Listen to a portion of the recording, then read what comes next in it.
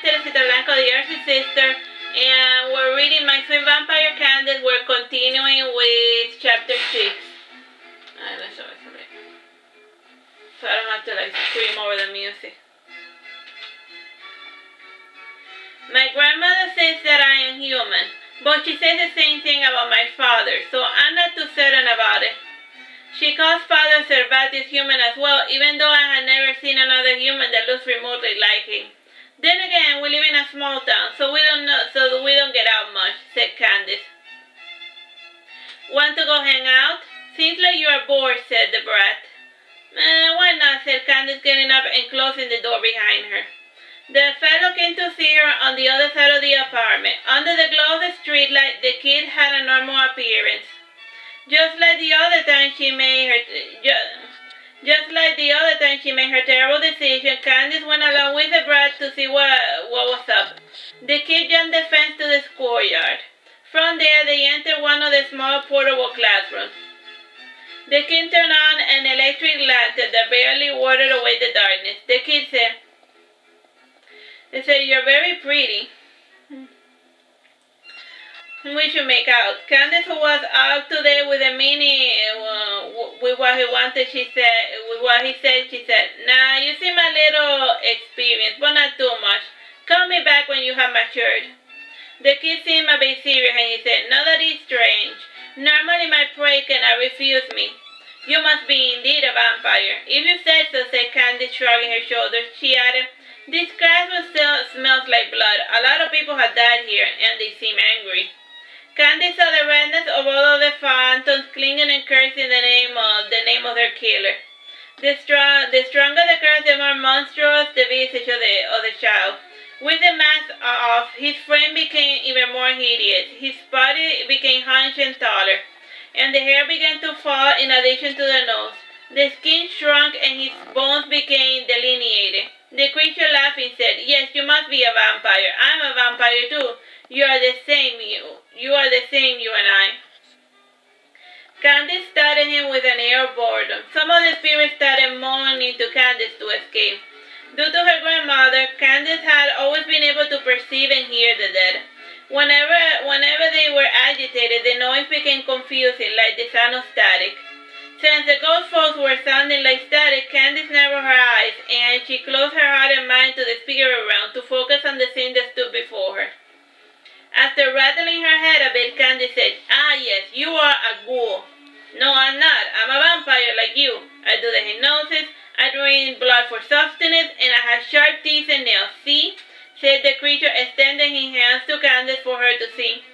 "Why is it so important for you to be a vampire?" asked Candice. "There's nothing wrong with being a ghoul. My friend Ambrose is a ghoul, and a fine chap. When he was wee small, he was orphaned by humans, and he used to eat the flesh of the dead in a funeral home. He was eventually picked up and raised by trolls, and now he's a productive member of society."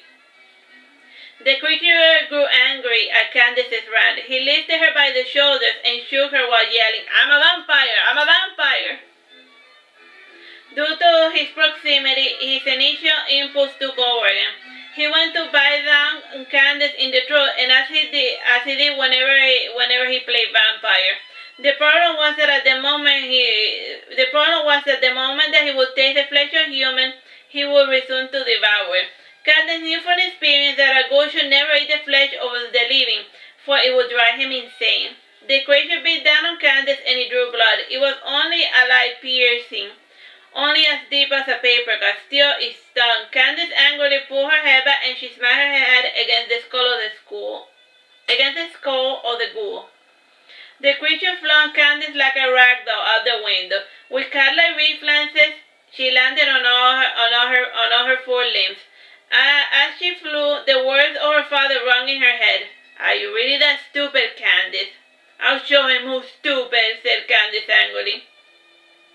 Standing straight, she held out her fist in a boxing position before her, yelling, "You came to fight? Bring it on!" The creature came straight at Candice, and he leaped up to avoid her punch. With the impulse, he used his claws to smash Candice's brain. The claws crushed Candice's head and took a part of her hair. With her new Cindy Lauper haircut and part of her skull bleeding profusely, she went into her own frenzy. Marlo's blood truly did flow through her veins, and with her unnatural fury, her skin turned to ash, and her hair grew and became pitch black. The white of her eyes turned black, and her eyes turned yellow. She jumped at the creature, trying to get a hold of it. The creature panicked and started running away, but Candice chased after him. She smashed his face, and in her clumsy childish fury, Candice did not kill him, though the ghoul would wish she had. Before she got around to it, Cassandra appeared before Candice. Candice noticed her pet, and her rage subsided. She kicked the creature a couple of times before returning to her apartment. When she got there, she saw her grandmother, who asked her, "Who the hell are you?" "Fuck you, that's who," said Candice before returning to her coffin. Anya, recognizing the voice, said, "Candice, what happened to you?" "Nothing, I don't want to talk about it," said Candice, locking herself inside her coffin. While inside, she started screaming as she scratched and kicked the wood of her coffin. Anya had always had her doubts, but now she had finally seen the truth. Marlo's blood truly did flow through Candice's veins. Chapter 7. Poor Marlo. A month passed, and by then Candice had calmed down. While she was dozing off a bit, she heard a bit of a racket in the other apartment. How much time we have? 8 minutes and 36 cents. Candice held her ear to listen. A guy was throwing a fit about a bunny, a black bunny. The neighbor had bought a pet on a whim, and the day before the ice cream shop had closed and had been replaced by a pet store. Some of the pets that they saw were bunnies. Without the ice cream place to make money, Anna had changed jobs to that of a post officer. She processed whatever letters were delivered to her. As part of a side gig, she saw the names and addresses of everyone, in addition to their voting cards. A fellow voting fraud racket had offered her a deal she was unable to refuse. Her basic task was collecting information. Anna did not believe in the government, so she did not mind engaging in voting fraud for a fee. When the noise drowned somewhere, Candice saw a weird girl with a crazy looking her eyes, releasing the black bunny into the yard that led to the school. Candice made a mental note to go find the bunny and raise it for herself. When night fell, she went up to the schoolyard to look for the bunny. Look as hard as she might, she couldn't see it anywhere. Candice signed and she returned home. Back in the apartment, Anya was arguing with a hag. The hag was accusing Anya of being the source of a water leak in the downstairs apartment. Candice came to stand before the neighbor and she said, "Do us a favor and leave." The visitor was compelled to do as Candice demanded. Candice turned to look at Anya and she asked, "Is it that you love arguing? Why didn't you compel her to leave as I did?" "Unlike you, I respect people's right to ruin their own lives," said Anya, smiling. "So you were goading her to give you an excuse to kill her?" asked Candice. "No, I wasn't just goading her for my own amusement. When I was wee small, it used to be my favorite pastime. My mother and father, they loathed bad words, and to spite them, I learned all the curse words, and I would always say them in the most inopportune times," said Anya, laughing. "Oh, Grandma, you are terrible," said Candice, laughing. Folks should really learn to lighten up," said Anya, laughing.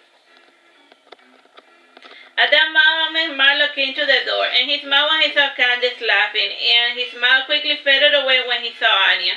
Anya, staring at Marlo, said, "Wow, so it is true what Maruru said. You really are Candice's father." Marlo left the apartment, slamming the door behind him. The slam broke the door, and it made Marlo feel quite foolish. Signed his door to the nearest Home Depot, and he brought back a replacement door. While he was installing it, Candice said to her father, "Papa, why do you get so angry?" "The hag is just good at pushing my buttons," said Marlo. "It is my duty and so right as your mother-in-law to make your life a living nightmare," said Anya, laughing. "Mama says that when she gets like that, you should just ignore her," said Candice. "That's easier said than done," said Marlo, fixing the door. Anya explained, "You probably don't remember this, but when you were just a babe, Marlo would take you out to the countryside and to the nearby villages to get different airs. And as you know, Marulo was not one to run, but she trusted Marlo with the baby. While stalking Marlo, I saw him showing you to some of the ladies that had their own children in their cribs. The ladies were laughing at Marlo, saying, "Oh, the poor demon, she has your eyes." I thought at first that he was going to rip one's head off, but instead he started crying most pitifully. Ever since I saw that, I had my doubts about your paternity. Marlo, but if you had doubts, why didn't you just do a DNA test or something? I wanted to hold on to that hope that maybe, just maybe, my sweet little vampire did not have kinship to a fiend like you, said Anya. Why did you cry, Papa? Asked Candice. I cried because the girls were right. I had forgotten your baby bottle, and a hungry, angry baby Candice had a fierce look on her face. It made me sad to think that women would bully you for not being pretty. It is a good thing that you grew up to be a rose like your mother and not a sick, decrepit, demented old spawn like me, said Marlo. Sheesh, Marlo. I never knew you were so sensitive, said Anya, coming to sit on the floor near Marlo. Dad, you're fine the way you are, said Candice. Fine to you. But human words hurt, and with time you get immune to hurt, but it's different when those words are aimed at your children, said Marlo, sighing. And then he slapped his own face a couple of times before adding, but there's no point in dwelling on that. Those human women are dead, and I am alive, ha ha ha. I may be an old fiend, but at least I'm not a corpse. Poor Marlo, said Anya sadly. There was an uncomfortable silence for a bit. It carried all the way through the evening with Marlo cooking human food for himself, Candice, and Anya. While he was cooking, Candice said, "Can I help?" Marlo said, "Sure, here, cut some potatoes. I will season them, and then we can have amazing French fries." At the time? 2 minutes, 3 seconds. Candice started cutting the fries ever so slowly. In the meantime, Marlo was having the steak marinated in a plate covered with spice and cooking wine. Marlo said to Candice, "Do you want to practice your Spanish a bit?" "Sure, I don't see why not." I was thinking back a bit, and I think I remember you used to sing to me a stupid Spanish song when I was with Mom, said Candice. "Oh yes, it has been decades since I thought of that song. The song was originally about me. Son Atacama folks wrote that song after I haunted the nearby city," said Marlo. "Why did you rampage nearby?" asked Candice. "Well, it's hard to say. From time to time, I'm compelled to go back there to take a really good nap. I think I was probably born there or something. I just like taking a good nap inside Machu Picchu. The view from there is great. My sleeping there sometimes coincides with tourists visiting, and my presence freaks people out. It is a lot of fun," said Marlo, smiling. So about this song, I remember it went something like, soy un vampiro negro, que nunca tuve padres. Un día una monja me adoptó y después la maté, said Candice. No. I think that is a newer version of the song. Mine went something like, yo soy un vampiro negro que nunca tuve padres. Nací en las montañas y yo solito me crié. Yo soy un vampiro negro que nunca tuve novia y cuando tuve una con mis manos la maté. So that's why you jump straight to marriage, right? Said Anya, laughing. The time? 1 minute. Mate. I don't remember mate, said Candice. It is the act of killing, explained Marlo. Alright, we'll continue this in a bit. Bye bye and God bless.